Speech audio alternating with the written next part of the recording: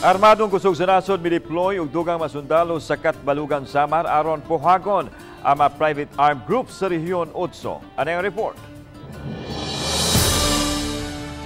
Daghan pang mga tropa militar ang gipada sa Armed Forces of the Philippines dito sa probinsya sa Samar aron pag-reinforce sa mga sundaw nga una nang na-assign sa maong dapit. Kininunot sa ilang kampanya nga puhagon ang private armed groups kun PAGs ilabi na ato sa election period ding tuiga. Ang mga sundaw gikan sa 3rd Infantry Battalion nga nakabase sa Davao Region ug miabot sa Samar ni atong Sabado aron pagtuman sa ilang misyon.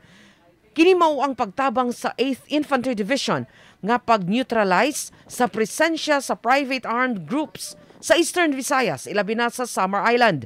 Buot sab nilang putlon ang kalambigitan sa PAGs ngadto sa unscrupulous politicians.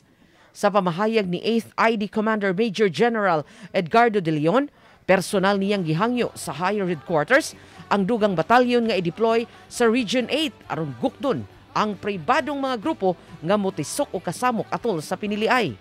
You shall be steadfast in dealing with them and ensure strict implementation and enforcement of election law. For nobody in this region walang dapat mag-disenfranchise. Dugang ni De Leon nga ang deployment sa dugang sundaw makatabang nga dili maapektuhan ang ilang ongoing military operations batok sa communist NPA terrorist sa ilang area of responsibility. Waniklan sa Gabutin, Chalo Valiana, Balitang Bisdak.